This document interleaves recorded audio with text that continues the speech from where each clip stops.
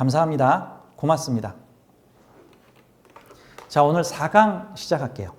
자, 저와 함께 사주 공부를 하기 위해서 우리가 알아야 할 내용에 대해서 제가 일단은 사주를 처음 접하시는 분이나 또는 사주를 좀 공부를 하셨는데 아직 좀 개념을 좀 더 잡고 싶은 분들을 위한 지금 강의를 진행을 하고 있습니다. 오늘 4번째 시간입니다.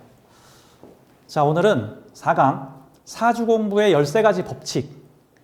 제가 오늘 강의 준비를 하다가 갑자기 머릿속에서 막 이 내용이 확 튀어나와가지고 오늘 이 내용을 꼭 강의를 해야겠다. 그 다음에 다음 주 본 강의 들어가면은 아주 도움이 되겠구나. 그래서 제가 했던 여러 가지 중구난방적 얘기들을 좀 하나로 모아가지고 사주 공부 13가지 법칙이라고 해서 13가지를 좀 말씀을 드릴게요. 자, 제가 자주 했던 얘기들은 빠르게 패스할게요. 자, 첫 번째. 사주 8글자는 나의 인생 체험 미션이다. 제가 1강에서 아주 그냥 노래를 부른 내용이죠. 노래를 부른 내용이에요. 자, 예언서가 아니고 계획서라고 얘기를 했습니다. 예언서는 정해져 있는 미래에 대해서 말을 하는 거고, 계획서는 내가 이렇게 살아보려고 플랜을 짜가지고 온 거야. 근데 계획서는 어떤 성질이 있냐면 마치 이런 거죠. 우리가 미국 여행을 한 달 가기로 결정을 했어. 그래서 미국 여행 가서 뭐를 해야 될지를 이렇게 어느 정도 정하고, 그래서 미리 미국 가서 해야 될 일이 있지만 미국 가기 전에 해놔야 되는 일들이 있어. 호텔 예약하고 항공권 예약하고 박물관 예약하고 비즈니스 파트너하고 시간 약속 예약하고 가이드 예약하고 반드시 무슨 호텔은 몇 시까지 할 수 있도록 이것저것 준비를 해놔야 돼. 미리 거기다 돈도 쏴놔야 하고. 이렇게 준비를 해놓고 미국에 가서 그 계획의 플랜에 맞게 움직이면 대체로 때 되면 착착착 움직입니다. 때 되면 먹을 게 생기고 가이드가 생기고 나타나는 사람들이 나타나고 이벤트가 생기고 그랜드 캐년을 가고 비즈니스 파트너를 만나고 이런 일들이 크게 계획에서 벗어나지만 않으면은 나타나. 그런데 계획은 그렇게 다 세워서 미국 가기 전에 준비를 해놨는데 미국에 탁 가서는 나는 누구? 여긴 어디? 하더니 그 플랜과 계획에서 완전히 어긋나는 일을 하게 되잖아요. 그러면 그때서부터 되는 일이 한 개도 없습니다. 이제 그렇게 되면 먹을 것도 없고 잠잘 것도 없고 사람도 못 만나고 가이드도 못 만나고 기차표도 더 어긋나고 항공권도 다 어긋나고 식당에 가도 문이 잠겨 있고 누구를 만나러 갔는데 안 나타나고 왜? 내가 너무 계획에서 어긋나 버리니까.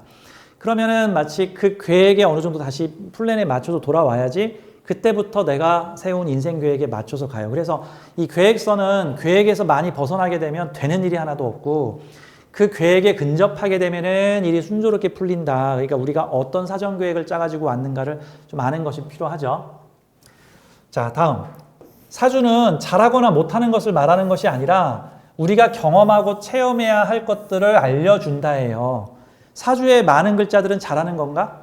그러면 사주에 없는 글자는 못하는 거야? 그러면 사주에 많으니까 오히려 또 못하는 건가? 그런 게 아니에요. 못하거나 잘하는 걸 말해주는 게 아니라 너가 해야 될 것, 내가 해야 될 것을 얘기하고 있는 겁니다.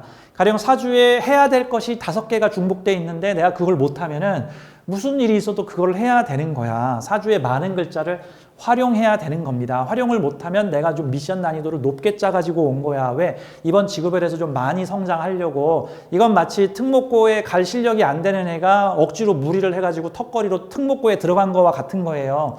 그러면은 그 전까지 인문계 중학교에서는 중간 정도 성적이었는데 특목고에 갔더니 막 뒤에서 빌빌대. 막 영어로 수업하는데 막 안 들려. 이거 내가 지옥에 떨어진 거예요? 잘못된 거예요? 아니잖아. 공부 잘하는 애들과 어떻게든 어울려가지고 나도 공부 좀 더 잘해 보려고 지금 무리를 한 거잖아. 그러다 보니까 삶이 지금 괴로운 거잖아. 막 결혼을 3번 하고 막 이혼을 3번 하고 막 사업이 흥했다 망했다 흥했다 망했다 흥했다 망했다 죽을 고비를 몇 번 넘기고 감옥에도 몇 번씩 하고 하는 이런 어떤 파란만장한 삶을 사는 영혼들은 전생에 죄를 많이 져서 그런 게 아니고 이번 생에서 많이 성장하려고 욕심을 많이 내서 생긴 문제예요. 욕심을 많이 내서. 자, 그러니까 그걸 이렇게 보자. 우리가 특목고 간 학생들 보고 너 전생에 죄를 져서 고생하는구나 이렇게 얘기 안 하잖아. 특목고나 서울대에 간 아이들을 보면 야, 너 대단하다. 그 힘든 학교를. 야, 그 학교 들어가기 힘들고 수업도 엄청 빡세다던데 너 어떻게 그거를 했니? 마치 어떤 남자들은 군대 가기 싫어서 회피를 하지만 어떤 남자들은 어차피 갈 군대 나는 해병대를 갈 거야. 공수특전대를 갈 거야. 나는 장교로 갈 거야. 차라리 육군사관학교를 가서 별이 될 거야. 이런 식으로 해서 나는 평범한 군인이 아니라 해병대에 가가지고 아무나 못 가는 곳이니 내가 간다 해가지고 도전과 모험을 할 거야 라고 해서 모험심 가득한 영혼들이 자신의 운명 계획서를 아주 어드벤처하게 짜가지고 옵니다. 일부러 부모는 흙수저, 가정환경은 엉망진창, 집안은 엄청 가난해, 아버지가 진 빚 내가 성인 돼서 갚아야 될 일 생겨, 만나는 사람들마다 다 흉악한 사람들이 많어. 이런 것들을 개척해 보려고 영혼들이 일종의 좀 무리를 하는 영혼들도 있다. 이런 측면으로 봐야 되는 거죠. 사실 그런 영혼들을 보면 격려를 해줘야 되고 힘드시겠습니다. 힘내십시오. 해야 되는 거지. 네 사주가 나빠서 그래. 해가지고 품평을 하면 안 되는 거다. 이렇게 봐야 되는 거예요. 자, 요거 두 번째 법칙. 사주에 반복되거나 많은 글자는 나쁘거나 좋은 것이 아니라 강조하는 거예요. 좋게 만들어야 되는 거야. 강조하는 겁니다. 반드시 해라. 예를 들어서 천간에 갑이 3개 있어. 천간에 갑이 갑 이렇게 있으면 갑이 귀신이거나 나쁜 게 아니라 반드시 갑의 미션을 수행하라. 그럼 갑의 미션이 뭐야? 뚫고 올라와서 무언가를 성취시켜 보는 것, 무에서 유를 만들어내는 것, 무언가를 한번 펼쳐보는 것, 자라고 기르는 것, 이것들을 희망을 키워서 무언가 꽃피게 만들어내는 시도를 하는 것. 이게 3개나 써 있으면 딱 3개 하라는 거야? 아니야. 30개 하고 300개 하고 3000개 하고. 나 이 분야에선 최초로 해보고 싶어. 나 이 부분 처음으로 해볼래. 좋아. 부딪히더라도 깨지더라도 나 이 부분 내가 한번 처음으로 한번 해보고 싶어. 자, 이 분야의 학설 내가 처음 주장을 해볼 거야. 자, 이 업종 내가 한번 처음 시작을 해볼게. 자, 이거 아직 검증은 되지 않았지만 원래 검증된 게 금이고요. 검증 안 됐지만 미래의 희망이 가득한 게 목이에요. 그 목이라는 거를 내가 펼쳐볼 거야 라는 어떤 영혼의 의도를 가지고 내 사주에 그런 글자를 써놓은 것이 갑이 귀신이 아니다. 이런 관점으로 봐야 되는 거예요. 다음, 사주 공부의 13가지 법칙 세 번째. 이거 중요합니다. 사주에 없는 것은 못하는 것인가? 많은 사람들이 사주는 우리를 구성하는 일종의 우리를 구성하는 어떤 완벽한 조건으로 봐서 뭐가 빠진 게 있으면 내가 그 성분이 없었구나, 못하는구나. 가 아니에요. 사주에 없는 것은 못하는 것이 아니라 주요 미션에 안 들어있는 거예요. 주요 미션에 안 들어있는 거. 그러면 사주 8글자에 없는 거는 네 알아서 해라예요. 즉 자율이다. 네 못한다가 아니라 사주에 인성이 없으면 머리가 나쁘고 생각이 짧고 뭐 참을성이 없고 그런 게 아니라 인성이 나타내는 이번 지구별 체험의 끊임없는 성장과 수용의 과정이 이번 네 미션에는 안 들어있다라는 거예요. 대신 다른 게 있겠지, 다른 게. 그러니까 나의 요구사항에 사주를 맞추지 마세요. 나는 이게 좀 많았으면 좋겠는데 왜 사주에는 이게 없어요? 이러지 말고 내 사주에는 나의 높은 영혼이 내가 태어나기 전에 내가 거의 신의 단계에 있었던 나의 의식이 이번 지구별의 커스텀 맞춤으로 나의 성장과 발전과 체험을 위해서 이러한 것들을 중점적으로 해보라고 8가지 과제와 미션을 가지고 왔구나 라고 봐야 되는 거야. 근데 생각을 해보자고. 어떤 사람이 특정 분야를 마스터했어. 이미 그 분야는 이제 더 이상 안 배워도 돼. 그러면 주요 미션에 안 넣어놓는다고. 이렇게 보자고. 제가 원광 디지털대 동양학과를 나왔는데 원광 디지털대 동양학과에 가서 1, 2, 3, 4학년을 보내는데 1, 2학년 때 전공 필수 과목을 내가 다 이수를 해버렸어. 그랬더니 3학년, 4학년 때 이 사주 명리학 과목이 들을 게 없는 거야. 그래서 저는 1, 2학년 때 사주 명리학 과목 싹 다 마스터 해버리고 3학년, 4학년 때는 사주 명리학 과목이 안 배우고 뭐 명상, 뭐 힐링, 뭐 요가, 뭐 참선, 나 이런 거 공부했어, 전부 다. 그러면 내 3, 4학년 수강 계획서에 사주 명리가 안 들어있으면 나 사주 명리 못하는 사람이야? 아니야, 난 이미 1, 2학년 때 사주 명리를 다 했기 때문에 3, 4학년 때 들을 게 없어. 난 그래서 다른 거를 들은 거야. 자, 사주에 재성이 없으면 돈이 없는 사람이야? 뭔가 컨트롤을 못하는 사람이야? 사주에 관성이 없으면 기준이 없는 사람이야? 규칙이 없는 사람이야? 뭐 사주에 식상이 없으면 재주가 없어? 말을 못해? 호신생 무식상이에요. 호신생 말로 먹고 살아. 내 사주에 식상이 없다는 것은 굳이 식상을 단련하기 위해 인생 주요 미션을 걸어서 식상을 반복 단련하고 연습할 필요가 없다고 써 있는 것이지, 너는 말을 못해, 너는 재주가 없어, 너는 그냥 무식상이니까 그냥 재주 없이 재미없게 살아, 뭐 이런 게 아니라고. 그러니까 사주에 없는 것을 못하는 것이나 할 수 없는 것으로 보는 경향이 있는데, 이거 제가 중요하게 다시 얘기합니다. 사주에 없는 것은 못하는 것이 아니에요. 주요 미션에 안 들어있는 겁니다. 어떤 사람이 헬스클럽을 안 다닌다고 해서 운동을 못하는 사람이 아니에요. 그 사람이 이미 운동을 잘하기 때문에 굳이 헬스클럽을 안 다닐 수도 있는 거고, 어떤 사람이 영어학원을 안 다닌다고 해서 영어를 못하는 사람이 아니야. 영어를 잘하니까 굳이 영어를 배울 필요가 없을 가능성도 있는 거예요. 사주에 비겁이 없는 것은 나를 돕거나 함께할 사람이 없는 게 아닙니다. 굳이 이번 삶에서는 사람과의 관계 미션이 중요 8개 미션에 안 들어있다는 것일 뿐이에요. 그게 뭐 9번째 들어있을 수도 있고 10번째 들어있을 수도 있고 11번째 들어있을 수도 있는 거야. 그러니까 우리는 사주를 어설프게 배워서 이 사주에는 식상이 없으니 넌 재주가 없어. 이 사주에 관성이 없으니 너는 직장이 못 들어가. 너는 결혼을 못 해. 이 사주에 재성이 없으니 너는 돈이 없어. 평생 궁핍하게 살 거야. 이런 식으로 예단하지 마십시오. 망하는 지름길이고, 이런 식의 저차원적인 논리로 인해서 사주 명리학이 공식 메이저 학문으로 가지를 못하고 계속 음지에서 눌리고 놀림을 받는 상황들이 벌어진단 말입니다. 자, 우리는 사주를 보고 없는 글자는 못하는 거다, 안 하는 거다, 할 수 없다, 나는 그런 능력 자체가 없다, 나는 망했다, 이렇게 생각하시면 안 된다예요. 초월했을 가능성도 있다 봐야 되는 겁니다. 제가 무식상 명리가죠. 제 첫 번째 스승님이 서구장 사부님이신데, 제 두 번째 스승님이 백민 교수님이세요. 제 대학원 석사 때 저를 지도해 주신 논문 지도 교수 선생님이자 제 은사님이십니다. 근데 이 백민 교수님은 한국의 명리학계를 제도화시키고 대학에서 강의가 열리게끔 하고 국제대회와 연결시키고 국제적 교류를 통해서 한국의 명리학의 근대화와 선진화에 지대한 노력을 하셨어요. 정말 그분의 공은 대단하다고 생각을 해. 근데 참고로 백민 교수님의 사주에도요, 식상이 없습니다. 무식상이에요, 백민 교수님도.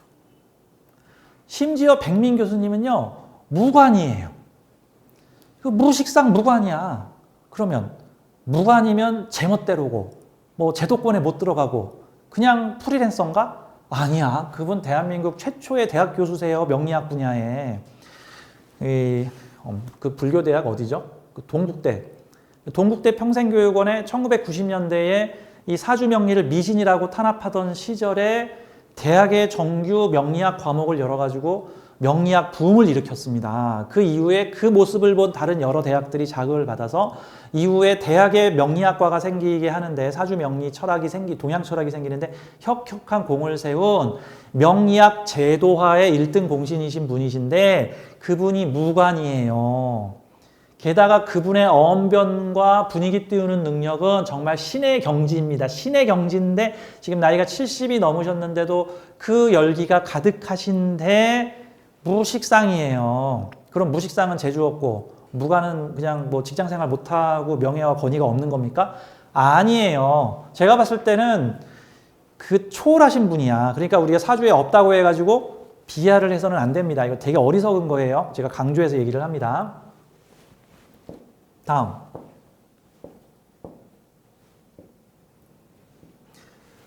네 번째. 오행이 균형을 이룬 사주는 백화점 사주나 잡화점 사주에 비유할 수 있습니다. 다섯 번째. 오행이 편중된 사주는 전문점 사주에 비유할 수 있습니다. 어느 것이 좋거나 나쁜 것이 아니라 편중된 사주는 그 편중된 오행을 집중적으로 내 것으로 만들어서 그 기운을 잘 쓰게 되면 만사형통인 거고, 마치 이거는 수학 전문학교에 가서 수학을 잘했더니 만사형통인 거야. 그러면 수학 전문학교에 갔는데 수학을 못하면 어떻게 돼요? 만사 꼬이는 거야. 그게 학교 잘못이에요? 수학 못하는 내 잘못이지? 근데 수학 잘하고 싶어서 갔겠지, 수학 전문 학교를. 이 영혼이 특정 오행을 집중 마스터하고 싶어서 싫든 좋든 하게 하려고 내 사주에다가 특정 오행을 잔뜩 넣어놨겠지. 이거 꼭 해라. 네가 싫든 좋든 하게 될 것이다. 코 꿰어서 질질 끌려가든지 네가 좋아서 신나서 하든지 그건 네 학이 달렸다. 라고 돼 있는 거지. 영어 전문학교에 가서 영어를 잘하면 만사형통이고 수학 전문학교에 가서 수학을 잘하게 되면 만사형통인 거야. 그런데 수학 전문학교에 가서 수학을 못하면은 이게 백약이 무효인 겁니다. 그럼 내 사주에 쓸 수 있는 글자가 없잖아. 그러면 사주에 비겁이 5개인데 비겁을 활용하지 못하면 정말 내 사주 왼수가 된 거야. 그 비겁은. 이런 문제가 벌어진다. 그러니까 자, 오행이 균형을 이룬 사주는 균형을 이루어서 좋은 거고, 이거는 뭐예요? 이것저것 다 골고루 경험해서 융합해 보아라 라는 게 오행이 균형을 이룬 목화토금수 다 갖추고 있거나 뭐 지장간이든 해가지고 목화토금수가 다 있는 사주들인 거고, 그래서 요거는 백화점이나 잡화점이죠. 근데 백화점이나 잡화점의 물건은 다양한 종류의 물건을 다 팔기는 하는데 깊이는 좀 떨어져. 자, 편의점에 가면 문구도 있고 먹을 것도 있고 뭐 이것저것 다 있는데 뭐 A4 용지를 하나 사러 가면은 딱 한 개밖에 없어. A4 용지가 이것저것 없다. 근데 사무용품 전문점에 가면 A4 용지가 이 회사 저 회사 별별 회사 다양한 특수 용지까지 다 있어. 낚시 전문점에 가면은 거긴 낚시용품밖에 안 팔지만 낚시에 대해서 별의별 게 다 팔어. 식당도 전문점 식당이 있고 복합 식당이 있죠. 뷔페를 갔는데 육해공 음식 다 있는 뷔페가 있고, 해산물 전문 뷔페에 가면은 거기는 삼겹살 없어. 해산물 특화된 곳이라고. 그러니까 내 사주가 백화점 사주구나. 나에게 적용되는 운명규칙이 특정 오행을 집중적으로 파라고 돼 있구나. 그러면 전문점 사주고, 세상 모든 오행의 기운을 골고루 다루어 보라 라고 돼 있구나. 그러면 백화점 사주나 잡화점 사주구나. 그럼 그 특징에 맞춰서 움직여주면 되는 거죠. 그러니까 우리는 오행을 골고루 갖춘 사주를 이제 명리학에서는 오행 구족이라 그러는데, 오행 구족은 좋고 편중된 건 나쁘고 이렇게 보지 말자. 각자의 장단점이 있구나. 그러면 내 사주가 어떤 환경에서 잘 쓰일 수 있는가? 그런 거를 좀 봐야 되는 거예요.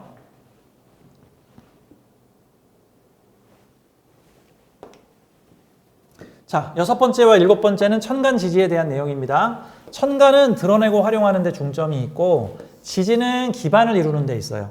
좀 재밌는 표현을 하자면 재성이 지지에 있으면 옷가게를 운영하는 거고요.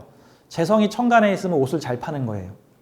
근데 재성이 천간에만 있고 지지에 없으면 옷은 잘 파는데 옷가게가 없는 거고요. 재성이 지지에만 있고 천간에 없으면 옷가게는 가지고 있는데 옷을 잘 못 파는 거예요. 천간에도 있고 지지에도 있으면 옷가게도 가지고 있고 옷도 잘 팔고. 근데 예를 들어서 지지 재성이 먼저 나오고 천간 재성이 나중에 나오면 먼저 옷가게를 가지고 운영을 해봤는데 잘 팔지 못하다가 우여곡절을 거쳐 잘 팔게 되었다가 되는 거고, 반대로 천간 재성이 먼저 나오고 지지 재성이 나중에 있으면은 옷가게는 없지만 옷을 잘 파는 사람이었는데 나중에 소원을 이루어 내 옷가게를 가지게 되었다. 같은 거예요. 자, 지지의 재성은 염전을 가지고 있는 거고 천간 재성은 소금 경영을 잘하는 거야. 그래서 지지 재성을 가진 사람이 천간 재성 가진 사람을 만나면 내가 재물의 기반은 가지고 있는데 이거 운영 컨트롤이나 활용은 잘 못해. 그러면은 지지의 재성은 없지만 천간의 재성을 잘 가진 사람들이 누구죠? 대체로 전문 경영인들이죠. 대체로 금수저가 아니라 사원으로 시작해가지고 경영을 잘하지만 내가 무슨 뭐 10억, 100억 그런 게 없어가지고 나는 주로 남의 재성을 경영, 운영해주는 사람이야. 그러면 천간 재성과 지지 재성은 그런 식으로 균형을 맞출 수도 있겠죠. 마찬가지로 천간의 관성은 명예를 활용하는 거고 권력을 활용하는 거고, 지지의 관성은 권력의 기반을 갖춘 거예요. 그러니까 권력의 기반은 있지만 활용은 잘 못하는 사람이 있고, 권력을 잘 활용할 줄 알지만 권력의 기반이 약한 사람 같은 게 있죠.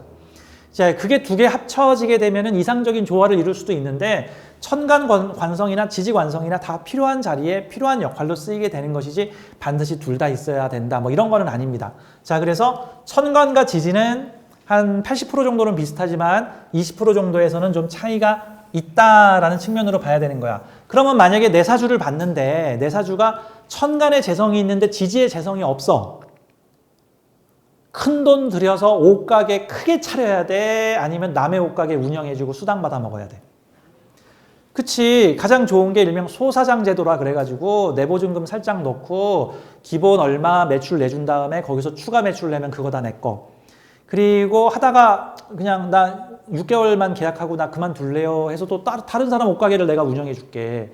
어떤 사람이 옷가게를 차렸는데 옷을 잘 못 팔아. 그러면 그 판권 나한테 주세요. 지금 내가 한 6개월 동안 내가 여기 위탁 운영할게요.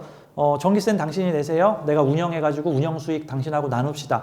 이거는 천간재성을 잘 활용을 하는 거예요. 그쵸? 그러면 내 사주를 보고 아 내가 천간재성이 강하구나. 그러면 어디 나를 가둬놓고 묶어놓고 그곳에서 짱 박혀가지고 일하려고 하지 말고 다양한 재성의 활용적 측면들을 운영을 해주면 되겠구나.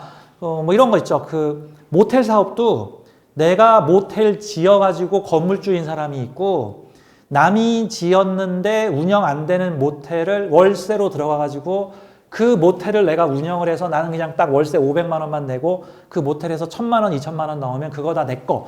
이거는 모텔 운영을 잘하는 사람이죠. 그러니까 내 사주가 지지재성은 강한데 천간재성이 없거나 약하다. 그러면 잘 활용하는 사람한테 내 재물을 맡기면 되죠. 내가 지금 무슨 사업체를 하나 가지고 있는데 이게 운영이 안 되는데 내가 지금 무슨 물건을 지금 몇 개를 확보를 하고 있는데 이거 팔지를 못하는데 이거 좀 네가 팔아줄래? 팔면 우리 반띵하자.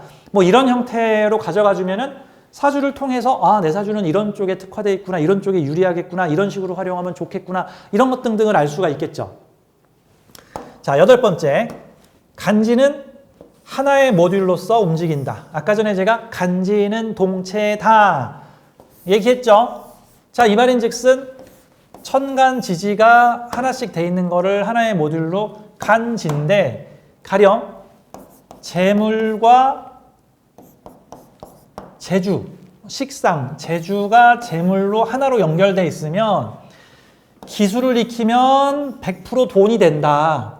기술 이꼬르 돈이다. 재물의 기반이 기술에 있다. 그러면 나 돈 벌고 부자 되려면 어떻게 해야 돼? 공무원 시험 준비해야 돼? 이런 사주가 공무원 시험 준비해야 됩니까? 아니지.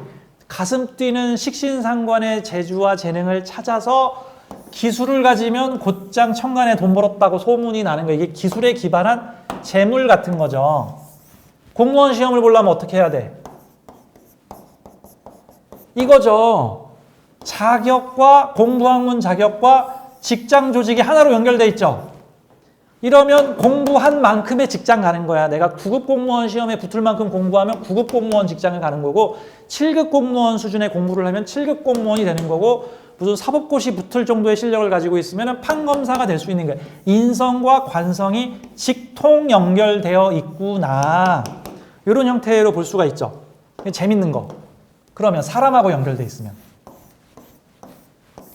사회궁에 비겁과 재물이 있어. 자, 이거 사람과 재물이야. 사람과 재물이 하나로 붙어 있어. 그러면 이 재물을 얻으려면 어떻게 해야 돼? 사람하고 잘 지내야 돼. 얘하고 왼수가 되면.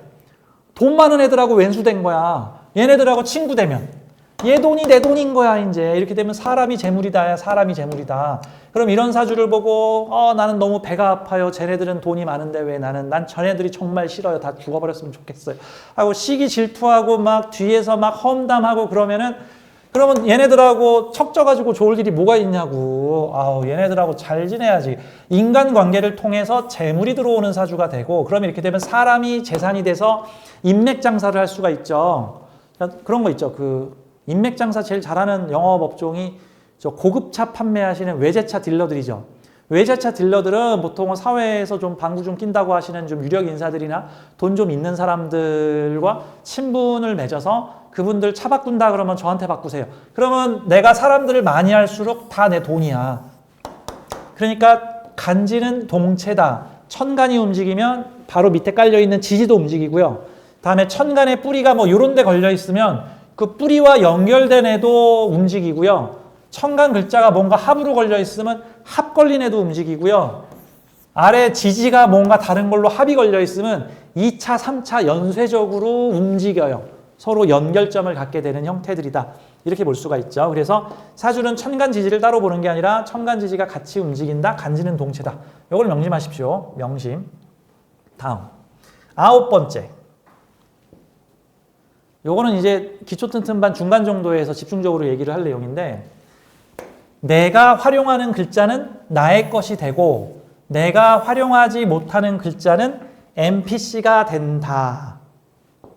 이거 마땅히 설명할 용어가 없어가지고 제가 게임 용어인 NPC를 지금 가지고 온 건데, 이 NPC는 Non-Play 캐릭터예요. 내가 조종하지 않는 게임 속 캐릭터를 줄여서 NPC라 그럽니다. 요즘 남자들 같은 경우 다들 게임을 하니까 그 명리 용어는 못 알아들어도 게임 용어는 잘 알아듣는 사람들이 뭐 버프, 너프 이런 거 다 게임 용어죠. 이게 NPC가 뭐냐면은 내가 조종하지 않는 게임 속 캐릭터야. 대체로 99.9%가 적으로 나타납니다.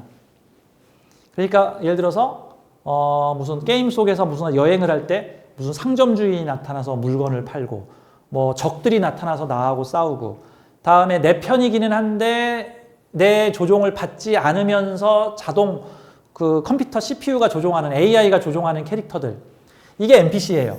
자,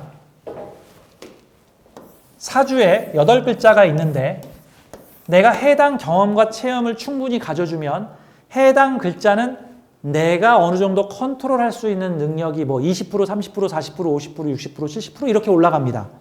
그런데 내가 컨트롤할 수 없는 글자나 가장 안 좋은 게 기피하거나 회피하는 글자들은 NPC가 돼요. 그러면 나의 의사와 무관하게 움직입니다. 가령 이런 거죠. 여기에 인성이 있고 여기에 관성이 있고 여기에 내가 있어. 자, 인성은 공부 학문 자격이고 관성은 직장 조직 명예야. 근데 내가 관성과 연결돼서 사회적으로 드러난 좋은 직장에 가려고 했더니 인성을 거쳐가야 돼. 인성을. 근데 내가 공부를 하나도 안 했어. 내가 중졸이야. 공부가 너무 싫어. 그러면 이제 사주에 인성이 없으면 공부를 안 해도 돼. 그런데 여기에 이렇게 중요한 자리에 인성이 올라가 있어. 이거를 패스를 해버리면 여기로 못 가요. 그러면 인성의 과정을 거쳐서 관성으로 가야 되잖아. 그러면 내가 공부, 자격, 학문을 갖추면 관성과 자연스럽게 연결돼서 관성이 관인상생으로 나한테 복리후생을 잘해준다고, 이제. 그쵸? 근데 내가 만약에 인성을 활용하지 않으면 인성은 그냥 디폴트 값으로만 움직이는데, 그렇게 되면 얘는 NPC가 되는 거예요. 내 뜻대로 움직이지 않는다고. 나라에서 가끔 그래도 인성이라는 애가 기본적으로 뭐 이것도 챙겨주고 저것도 챙겨주고 뭐 공짜도 챙겨주고 할 텐데, 근데 이게 내가 원하는 적시적소에 잘 안 움직여요. 그래서 이 인성은 내 것이 아닌 남의 것이 돼. 그러면 인성은 일종의 식상의 인허가권인데, 만약에 이런 사주가 있다 그러면 조직의 오다를 받아서 기술을 제공하는 사람이라는 구조가 되는 건데, 중장년이 됐을 때. 그래서 시주가 시주를 내가 활용하게 되면 내가 조직의 인가나 허가를 받아 기술을 제공하는 사람인데, 이 인성이 내 거면 내가 얼마든지 원하는 대로 오다를 내가 스스로 내가지고 조직의 기술을 제공할 수 있고, 인성이 내 것이 아니면 이 회사에서 나한테 의뢰를 할 때까지 난 그냥 이렇게 목 놓고 기다려야 돼. 아, 저한테 일 좀 주세요. 저 컴퓨터 잘 고쳐요. 이번에 새로운 컴퓨터 기사 업체 뽑으신다면서 저희 업체를 좀 위탁업체로 지정해 주세요. 근데 인성이 내 게 아니잖아. 그러면 주도권이 나한테 없어. 즉, 사주에 내가 체험하고 경험하지 않고 회피한 글자들은 NPC가 돼. 보통은 NPC가 됐을 때 가장 무서운 애들이 누구냐면 편관, 정관하고, 특히 편관. 그 다음에 겁재예요, 겁재. 자, 겁재가 잘못 준동을 하면 내 재물을 싹 다 가져가죠. 자, 그러면 그게 사람 관리를 못하면 영문도 모르게 내 재산이 털린다, 지금 이런 내용인데, 내가 사람을 좀 다룰 줄 알아야 되고 사람을 좀 이해해야 되고 그 사람과 어느 정도 어울려서 같이 뭔가를 공유할 줄 알아야 돼. 사람 다루는 능력이 정말 어려운 능력이야. 명리학에서 내가 봤을 때 그 오행 10성 미션 중에서 가장 어려운 미션이 비겁 미션이에요. 비경겁제 미션. 일명 사람 공부 미션, 사람 다루기 미션, 사람과 공동 성취하기 미션. 이게 제일 어려워. 왜? 인격 성숙이 중간 이상 돼야지 이게 뭐 명함이라도 내밀지, 인격 성숙이 돼 있지 않은 상태에서는 사람과의 관계에서 100점 100패가 나와버린단 말이지. 왜? 인격이 성숙하려면 기본적으로 상대를 이해를 해야 돼. 근데 상대가 이해가 안 되니까 저거 다 나쁜 놈들이고, 저 공무원들 다 쓰레기고, 저 정치인들 다 쓰레기고, 저 사업가들 다 탈세범들이고, 이런 식으로 얘기를 하는데 내가 그 일을 겪어보지 않아서 생기는 문제들인 거죠. 자, 비겁 미션에서 내가 비겁들을 방치해버리면 또는 회피를 해버리면 내 사주의 비겁은 미쳐 날뛰고 나에게 우호적인 행동을 하지 않을 가능성이 높아요. 그러면 내가 재물이 좀 생겼다. 그럼 어머 너 재물 있구나. 내가 사기치고 가져가야겠다. 라고 하는 상황들이 벌어질 수가 있는 거죠. 그래서 사주에 비겁 미션이 걸려 있으면 공동 성취, 함께 분배, 뭐 함께 공유, 내 것도 좀 주고 상대 것도 받아오고 내가 잘하는 건 내가 하고 상대가 잘하는 건 상대가 잘해서 나는 물건을 팔 테니 너는 물건을 만드시오. 나는 떡을 썰 테니 너는 글을 읽으시오. 내가 인허가를 내줄 테니 너는 수수료를 주시오. 뭐 이런 형태로 내가 잘하는 거와 너가 잘하는 거를 서로 교환을 해야 된다. 사람과의 인맥관계를 통해서 이런 겁니다. 그래서 이것도 중요한 내용이에요. 사주 8글자에서 회피하거나 꽈락이 생기면 해당 과목은 NPC가 돼서 나의 통제를 벗어난답니다. 대법관 사주와 변호사 사주와 변호사 사무장 사주와 동네에서 법 좀 잘하는 백수형 사주가 똑같아요. 차이점이 있다면 인성을 얼마나 잘 썼느냐죠. 같이 법대에 가서 법률 공부를 했는데 변호사 시험에 합격하면 변호사인 거고 변호사 시험에 떨어지면 변호사 사무장입니다. 근데 변호사는 자신의 변호사 면허 자격 인성을 통해서 얼마든지 법률적 행동을 스스로의 판단에 의해서 할 수가 있는데 그 변호사 밑에서 일하는 사무장이나 실장들은, 조수들은 그 변호사 자격증이 없기 때문에 변호사의 위임을 받아서 해요. 자, 세무사 사무실에도 보통은 세무사 1명에 일 도와주는 직원 2~3명 정도가 있는데, 자, 약국에도 약사 1명에 그거 도와주는 약사 면허 없는 사람들이 있는데, 약사 면허가 없는 사람들은 자기 스스로 약을 못 만집니다. 반드시 위임을 받아서 약사가 하라는 것만 해야 돼. 자, 변호사 자격을 못 딴 사람은 변호사 자격을 위임받아서 변호사가 하라는 것만 해야 돼. 그걸 무단으로 했다가는 큰 문제가 생기죠. 즉, 허가권과 승인권이 나한테 없어. 누군가의 처분을 기다려야 돼. 자격 가진 사람의 허락을 구해야만 나는 그 행동을 할 수가 있어. 그러니까 인성이 NPC가 돼버린 거야. 이제 그런 느낌으로 봐줘야 되는 거죠. 자, 10번째. 이거 아주 중요한 내용, 마르고 닳도록 하는 내용입니다. 사주를 품평하지 마라. 품평은 나하고 좀 레벨이 비슷하거나 나하고 레벨이 좀 아래거나 하는 거를 품평하는 거예요.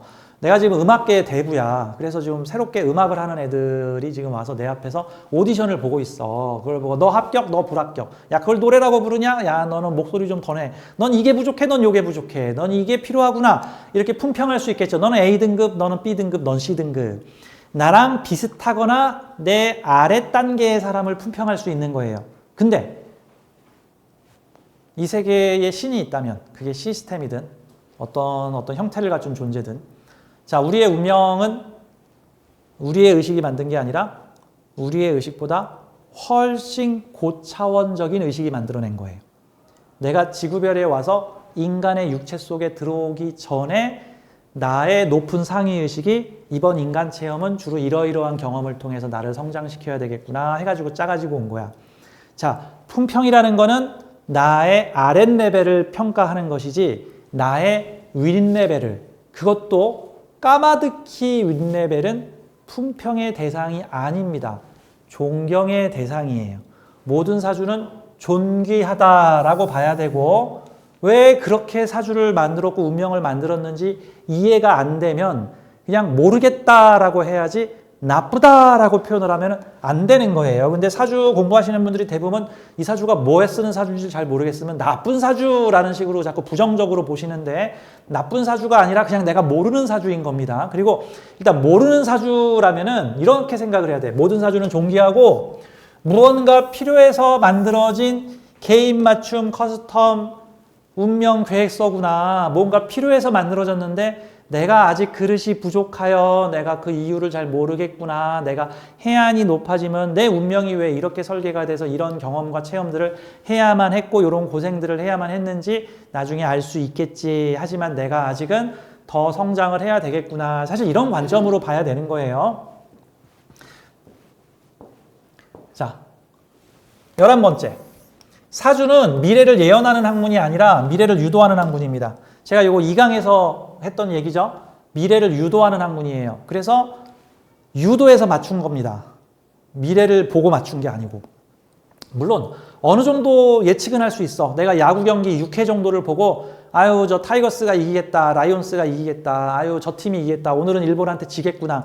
6회나 7회쯤 보고 그렇게 평가를 내릴 수도 있지만 그게 사실 정답이라고 확신할 수는 없어요. 왜 갑자기 9회 말에 바뀔 수도 있잖아. 갑자기 승부차기 가가지고 축구 경기가 뒤집어질 수도 있잖아. 뭐 그런 형태들이니까. 근데 얘는 유도해서 맞추는 거예요. 유도해서. 전에도 얘기했지만 가장 무서운 피해야 될 사람이 누구예요? 잘 맞추는데 재수 없는 소리 하는 명리가. 가장 안 좋은 명리가. 가장 피해야 돼. 절대 1km 이내 반경에 가지 마세요. 그 사람의 중력권에 걸리면 그 사람은 사주를 잘 맞춘다는 뜻은 타인의 운명 조종 능력이 뛰어나다는 거예요. 그쵸? 근데 안 좋은 소리를 해댄다는 것은 인격이 떨어진다는 소리야. 이게 맞아요. 이게 경고를 위해서 너 이렇게 내 말 안 들으면 너 그때 잘못해. 그러니까 반드시 이래야 돼. 뭐 이런 용도라면 모르겠는데 아, 볼 것도 없어. 네 팔자 개팔자. 아, 네 남편 바람나. 아니, 넌 네 자식 복도 없어. 아니, 그냥 꿈 깨. 아니, 너는 어차피 해도 안 돼. 넌 어차피 돈복 없어. 그냥 그거나 하고 살아. 네가 뭘 그런 걸 한다 그래. 네까짓 게. 이런 식으로 만약에 이게 악의적 저주를 퍼붓는다면은 애석하게도 이거는 사람의 운명 조종 능력을 가진 악마입니다. 내가 좀 말이 심해서 죄송한데 자, 그러니까 누굴 만나야 돼요? 운명 조종 능력이 뛰어난데 좋은 얘기하는 사람. 최고죠. 아니, 적어도 독성은 없어. 근데 이제 그러니까 1순위가 운명 조종 능력이 뛰어난데 잘 되라는 얘기하는 사람. 2순위가 운명 조종 능력은 떨어지는데 잘 되라고 하는 사람. 3순위가 못된 말 하는데 운명 조종 능력이 없는 사람. 가장 피해야 되는 사람이 운명 조종 능력이 뛰어난데 안 되라는 소리 하는 사람. 근데 우리가 명리를 공부를 해서 남의 운명에 개입을 하게 될 때, 운명 조종을 하게 될 때 사실 빨리 운명을 조종하는 방법은요. 안 좋다, 나쁜 얘기하면은요. 효과가 3배에서 4배입니다. 같은 힘으로 운명 조종 능력이 3배에서 4배 더 나와요. 근데 보통은 그런 말을 하는 명리가는 아주 끝이 안 좋죠. 끝이 비참한 경우가 많습니다. 구업을 너무 많이 쌓으면. 근데 이제 더 안타까운 건 자기가 지금 무슨 말을 하는지도 모르고 지금 나는 너를 위해서 경고하는 거야 라는 말로. 이건 어리석은 거예요. 이거 자기도 망치고 상대도 망치는 형태입니다. 자, 우리는 사주 명리를 통해서 자, 미래가 하나로 정해져 있지 않고 미래의 가능성이 여러 개가 있어요. 예를 들어서 이런 식이에요. 병원에 갔는데 의사가 진단을 해보더니 지금 당신 지금 폐암 2기네. 어떡하냐? 당신은 수명 한 1년 정도밖에 안 남은 것 같아. 이거는 그 의사가 잘 맞춘 거예요. 그러면 그걸로 끝납니까? 그럼 이제 그러면 저 1년 있다 죽어요? 응, 너 죽어. 이러면 잘 맞추는 거죠. 잘 맞추는 의사야. 근데 중요한 건 잘 맞추는 의사가 아니잖아. 그 1년 수명을 뭐 어떻게 3년으로 늘려주든지 10년으로 늘려주든지 어떻게 좀 열심히 노력해가지고 좀 암을 치유를 해주든지 해야 될 거 아니야.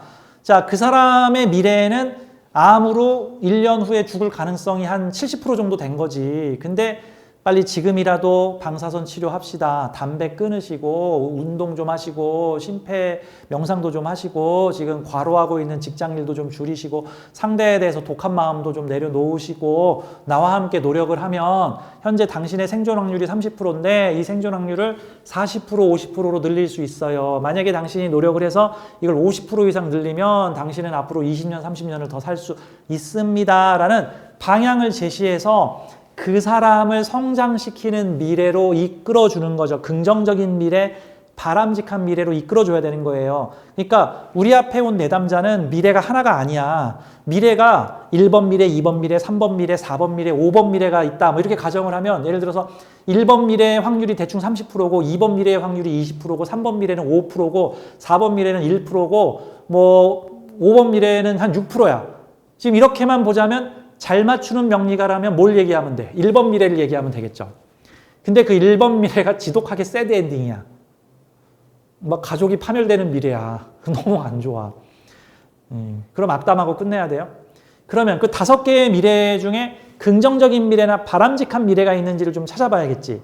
근데 보니까 현재 시점에서 이 사람의 살아온 모습을 보니 이 긍정적이거나 바람직한 미래로 바뀌려면 많은 변화와 에너지를 써야 돼. 그렇더라도 우리는 보니까 이거 1번 미래로 가면 큰일이다. 이거 3번 미래로 가야지 이 사람한테도 좋고 이 사람이 바라는 거고 이 사람 가족들한테도 좋은 거 아니냐. 그러면 그 사람이 3번 미래로 갈 수 있는 방법들은 우리는 알려줘야 돼. 3번 미래로. 당신 사주에 지금 이 글자 안 쓰고 있고 요 글자가 지금 꽝이고 이 글자가 NPC로 날뛰고 있고 지금 요 글자 당신이 거꾸로 활용을 하고 있고 요 글자가 당신의 귀인인데 지금 당신이 이 글자를 기피하고 있고 오히려 반대로 행동을 하고 있다. 그래서 지금 당신의 확률상 현재 1번 미래가 가장 유력한데 현재 1번 미래로 가면 미래가 이런 식으로 흘러갈 것이고 각각의 운은 이렇게 작동을 할 것이다. 그거를 피하려면은 내가 말하는 3번 미래로 가야 한다. 3번 미래로 가려면 지금 이런 행동을 해야 되고 요런 것들을 해주고 지금 늦더라도 빨리 이거를 하시고 요거를 하시고 요런 방식으로 당신의 삶을 바꿔라. 그리고 나서 1년 후에 다시 와서 한번 확인해 보자. 그러면 미래가 바뀌어 있는 거를 내가 확인해 드리겠다. 사실 우리는 그래서 그 사람의 여러 개의 미래 중에서 바람직하고 가능성 있는 미래를 만들어주는 거예요. 물론 거기까지는 너무 힘들고 그냥 나 잘 맞추기나 할래요. 잘 맞추는 제일 좋은 방법은 악담을 신나게 하면은 악담은 잘 들어맞습니다. 제가 어떤 교훈을 얻었냐면 제 손님 중에 1년에 한 번씩 신년 운세를 보시는 여성분이 계세요. 제가 1년에 2번 보겠다 그러면 안 해. 1년에 한 번 보라 그래. 왜냐면 사주에 너무 중독돼도 곤란하니까. 자, 그래서 매년 저한테 신수를 보시는 여성분이 있는데 어느 날 그분 상담을 딱 했는데 전화 상담을 하는데 그분이 이렇게 얘기를 하는 거예요. 전화를 받자마자 아이고 호신 선생님 너무 용하세요. 호신 선생님이 작년에 한 말이 다 맞았어요. 제가 무슨 말을 했는데요. 제가 원래 상담 끝나면 다 까먹거든요. 제가 무슨 말을 했는데 다 맞았어요. 그랬더니 호신쌤께서 작년에 제 얼굴 조심하라고 얘기하셨어요. 그런데 정말 제가 작년에 얼굴에 온갖 피부염이 돋아나가지고 제가 1년 동안 피부과 치료 받느라고 얼굴을 못 들고 다녔어요. 얼굴에 뭔가 반점들이 다 일어나가지고 난리가 났었습니다. 어떻게 호신쌤이 용하게 그걸 맞췄어요? 근데 나는 절대 그런 말을 한 적이 없고 그런 말을 할 사람도 아니거든.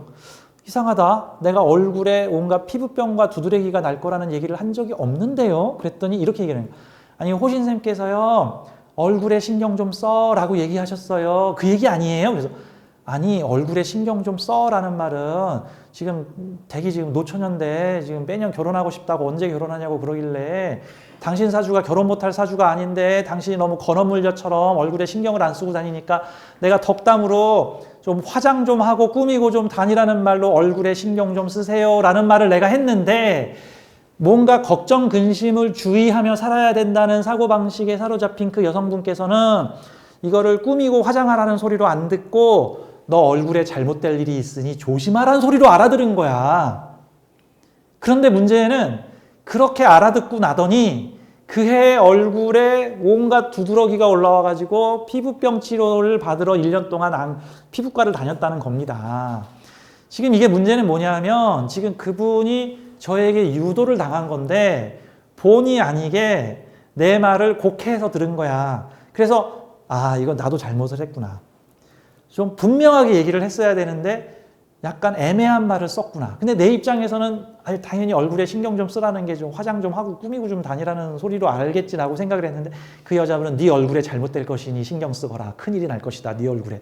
이거야. 지금 유도당한 거야. 지금 그분이 유도를 그래서 내가 이후에 말을 더욱 조심해서 특히 상대가 뭔가 피해의식이나 뭔가 잘못될 일에 두려움에 떨고 있는 사람은 내가 중의적인 표현을 써도 이거를 잘못될 것이다 라고 알아들어요. 중의적인 표현을 써도. 그러니까 확실하게 오해하지 않을 표현을 써야겠구나. 그래야 이 사람이 지금 내 말에 유도를 당하고 있는 사람이에요. 사실 나는 관념을 만들어내고 나는 관념 생산자고 내 고객들은 관념 소비자야. 그래서 나한테 신수를 본다는 건 1년 동안 나의 운을 모델링해 주세요 라는 표현인 거고 나는 최대한 그 사람의 사주와 운명에 맞춰서 그 해에 가장 최적화된 운명 모델링을 해주고 있는 건데 이거를 부정적으로 듣는 사람들 중에는 내가 중의적으로 표현한 것을 조심하라는 얘기로 알아들어가지고 정말 그 난리가 난단 말입니다. 정말 난리가 나요. 그러니까 자 이거 미래를 유도하는 학문입니다. 네? 저는 그렇게 생각해요. 제가 전에 그 얘기했죠. 사람의 운명에 개입할 때 100점 만점에 10% 정도를 조종을 하게 되면 10% 이상 조종하면 그건 신이다. 최고의 인간이 낼 수 있는 최고의 명리가로서 운명 조종은 7%, 8%면 이거는 신의 경지에 이른 인간이 보통은 잘한다, 정말 뛰어나다라는 명리가는 5%에서 6% 정도 개입합니다. 보통은 조금 할 줄 알아요 하는 프로 명리가들은 3%, 4% 정도 개입합니다. 좀 실력이 없어요 하는 명리가들이 1%나 2% 정도 개입합니다. 근데 일반인들 중에도 사주를 전혀 안 배웠는데도 1%, 2%씩 개입하는 사람들이 있습니다. 그런 노래 있죠. 아리랑에 들어가는 가사 중에 나를 버리고 가시는 님은 심리도 못 가서 발병 난다. 이게 지금 상대의 운명을 조종하려고 발악을 하는 거예요.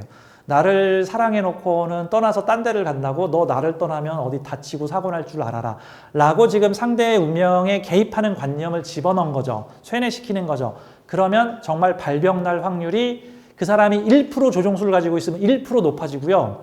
5% 조종 능력을 가지고 있으면 5% 높아집니다. 근데 예를 들어서 발병 날 확률이 60% 이상이 되면 발병이 난다. 근데 현재 48%다. 그러면 내가 5% 개입해서 53%로 올라간다? 그러면 발병 안 날게 발병이 납니다. 사고 안 날게 사고가 나고요. 네 남편 바람 난다 하면 원래 바람 날지 말지 이렇게 커트라인에 걸려 있었어. 그래서 만약에 누군가 2, 3% 운명 개입을 하면 정말 바람이 납니다. 근데 거기다 한 10% 개입하는 명리가 내가 보기엔 반드시 바람 난다. 이러면 바람 나요. 그냥 미인 거야 이거는. 지금 벼랑에 한 발자국만 뒤로 가면 떨어지는데 너 벼랑에서 떨어져 하고는 미인 거야 지금. 미인 거라고. 이거 운명 조종술이에요. 이거 명리학 운명 조종술이야. 이거 명심하세요. 이거 맞춘 거 아닙니다. 운명 조종술이야. 이거 구원 많이 쌓으면 나중에 하늘나라에 가서 심할서 쓸 일이 아주 많아집니다. 자 그러면 구원만 쌓나? 아니야. 선업도 무지하게 많이 쌓을 수 있어. 심할서만 쓰나? 아니야. 표창장도 엄청나게 많이 받을 수 있어. 어떻게 해야 돼? 상대를 성장시키면 나도 성장하고 다른 사람들도 성장시키면 그럼 회피해야 돼. 좀 경험해봐야 돼. 회피가 능사가 아니야. 물론 도저히 안 될 것 같으면 회피를 하는 게 맞는데 웬만하면은 경험해보라. 경험을 쌓으라. 자, 이런 것들을 해야 되는 거죠. 자, 12번째 법칙. 인생 게임의 룰은 어느 정도 정해져 있으나 그 미래는 열려 있다. 요거는 제가 첫 번째 강의에서 심도 있게 얘기한 내용이니까 자, 요렇게 딱 한 줄 정의만 하고 넘어갈게요. 인생 게임의 룰은 어느 정도 정해져 있으나 그 미래는 열려 있다. 운명은 결정된 것입니까? 만들어가는 것입니까? 라고 물어본다면 어느 정도 결정돼 있기도 하고 어느 정도 만들어가는 것이기도 하다. 근데 그것이 어떻게 구분되어 있냐면 우리의 운명에 작용하는 어떤 게임의 규칙이나 룰은 어느 정도 러프하게 정해져 있지만 그 게임의 결과는 우리가 하기 나름이다. 열려 있다 같은 거예요. 결국은 숙련도의 문제고 숙련도는 한 번에 생기는 게 아니니까 내가 어떤 분야의 능력이 좀 부족하다. 그래서 그런 문제만 만나면 내가 헤맨다 그러면 내가 이게 부족하구나. 이 부분을 성숙시켜야겠네. 이 부분들을 숙련시켜야겠네. 해야 되는 내용이다. 이렇게 봐야 되는 거예요. 자, 내가 축구 경기의 룰에 지배를 받으면은 공을 손으로 만지면 안 되는 거고, 농구 경기의 룰을 지배를 받으면 공을 발로 차면 안 되는구나. 발로 차면은 반칙을 얻는구나. 이런 것들을 좀 알아야 되는 거죠. 그럼 우리는 사주 공부를 통해서 개인마다 서로 다르게 설정되어 있는 인생 게임의 룰을 알려주는 거예요. 내 내담자들에게 또는 나에게 걸려있는 인생 게임의 룰을 찾아주는 겁니다. 그러면 우리는 우리의 미래를 좀 더 긍정적으로 만들어 나갈 수가 있는 거죠. 자, 마지막 13번째 법칙. 사주 공부의 13가지 법칙. 미래는 하나가 아니고 여러 개입니다. 미래는 여러 개다. 그래서 제가 전에 그런 얘기를 했어요. 사주를 잘 모를 땐 사주 공부를 많이 하면 딱 하나의 미래가 보일 거다. 아니, 그 사주 공부 잘못하는 거예요. 사주 공부를 하면 할수록 미래가 더 많이 보여요. 이렇게. 처음에는 이 사람의 미래가 한 3개쯤 보이는데 더 수양을 하고 공부를 많이 하면 한 5개도 보이고 10개도 보이고 20개도 보이고 30개도 보여. 대신 거기에 확률이 붙죠. 이제 요 확률 53%, 요 확률 23%, 요 확률 11%, 요 확률 8% 이런 식으로. 자, 이렇게 판단하면 이렇게 미래가 갈 거고 저렇게 판단하면 저렇게 미래가 가겠네. 운명 게임의 룰은 있지만 그 게임을 운영해 나가는 방식은 다양한 거니까. 자, 그래서 미래는 여러 개다. 가능성이 높고 바람직한 미래를 찾아 그 미래가 열릴 수 있도록 운명을 코칭해 주어야 한다. 저는 사주 공부를 할 때 공부할 때도 공부를 많이 했는데 딱 이거를 돈 받고 상담을 하는 프로가 되면서 내가 계속 많이 부족하다는 것을 더 많이 느꼈어요. 그래서 저는 1년에 책을 100권씩 읽었습니다. 저는 타이프 치는 속도하고 책 읽는 속도가 거의 비슷하기 때문에 그래서 효과를 높이기 위해서 일부러 책을 보면서 동시에 책 읽는 속도로 타이핑을 쳤습니다. 그래서 제 블로그에 그 책의 내용의 10%나 20% 정도의 핵심 구절들을 제 블로그에 담았어요. 그래서 제 호신샘의 스토리텔링 명리 네이버 블로그에 들어오면은 제 블로그에 현재 공개된 책이 한 500권에서 600권 정도, 한 500 몇십 권 정도가 되어 있습니다. 특히 2018년, 19년, 20년, 21년, 22년 이때는 정말 1년에 책을 120권씩 막 읽을 정도로 미친 듯이 읽었어요. 그거를 막 다 흡수해 나갔습니다. 그러면서 세상을 보는 견문을 넓혔어요. 특히나 제가 중점적으로 봤던 책이 뭐냐면은 행복론에 대한 책들이었습니다. 행복론. 과연 무엇이 행복인가? 우리가 사주를 보고 사주 공부하는 이유가 뭐죠? 행복해지려고. 그리고 다른 사람도 행복하게 해주려고. 그럼 과연 행복이 무엇인가? 그래서 수많은 인류의 지혜와 석학들의 지혜를 담긴 이런 책, 저런 책, 요런 책, 저런 책을 다양하게 봤습니다. 그래서 제가 행복이란 무엇인가와 관련된 책만 한 200에서 300권 정도는 본 것 같아요. 500권 중에 절반이 행복에 관한 책들이었습니다. 심리학, 영성학, 각종 철학, 종교학, 음양오행학, 동양학, 다양한 임상 사례 등등의 다양한 철학책들, 이런 또는 자기계발서, 자기성장서 이런 등등입니다. 참고로 제 블로그에 가면 책들의 내용이 10% 20%씩 소개가 되어 있으니까 500권을 사다가 당장 보기 힘들면 제가 핵심 요약한 제 블로그에 가서 그 책들을 보세요. 그것만 해도 엄청난 지식과 지혜가 열릴 겁니다. 즉 우리는 행복이 뭡니까를 하나로 정의할 수 없어. 하지만 행복을 찾아 끊임없이 성장하고 발전을 해야 돼요. 사실 이 행복은요, 초등학생 행복 다르고 중학생 때의 행복이 다르고 고등학생의 행복이 다르고 20대의 행복이 다르고 40대의 행복이 다르고 남자의 행복이 다르고 지금 오늘의 행복이 다르고 10년 미래의 행복이 달라요. 행복도 전부 상대적입니다. 어쩔 때는 이게 행복인 줄 알았는데 어떻게 되다 보니 저게 행복이었어. 20대 때는 돈 많고 나한테 잘해주고 나 손에 물 안 붙이는 남자 만나는 게 행복인 줄 알았는데 막상 그런 남자 만나 30년 살아봤더니 어머 내가 이렇게 무능력해지고 이렇게 눌러앉아 버리더니 차라리 나쁜 남자 만나서 내가 생활력을 가지는 게 더 좋지 않았을까.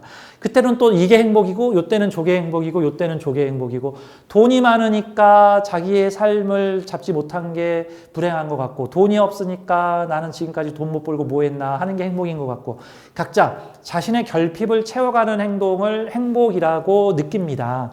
행복은 그래서 그 사람 수준에 따라 달라요. 그 사람이 처한 상황에 따라 다릅니다. 돈은 많이 버는데 10년 동안 쉬지 못한 사람은 쉬는 게 좋은 일인 거고 그러지 못한 반대의 사람들은 또 반대로 일하는 게 좋은 일인 거고 그런 거죠. 자, 아무튼 우리는 그 사람에게 가능성이 높고 바람직한 미래를 찾아야 되는데 그 사람에게 바람직한 것이라는 게 뭘까? 이거를 끊임없이 사유해야 돼. 그냥 내가 옳다고 여기는 게 무조건 옳으니까 너는 내가 해주는 대로 따라. 이것도 독재죠. 나한테는 그게 좋아 보일지 몰라도 그 사람한테는 그게 좋지 않을 수도 있잖아.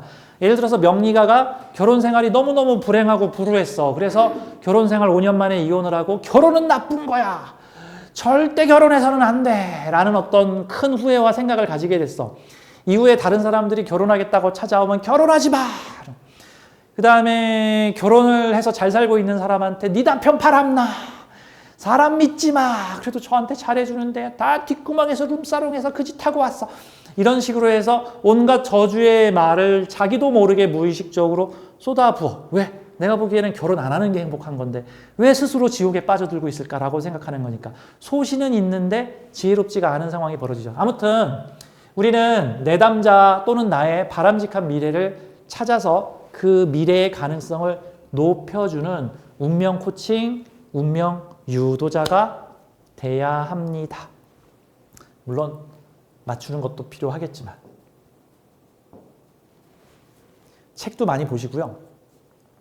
공부도 많이 하시고 그래서 많은 선업을 쌓고 행복해지시기를 바라겠습니다. 자, 오늘 수업은 여기까지 할게요. 감사합니다. 고맙습니다.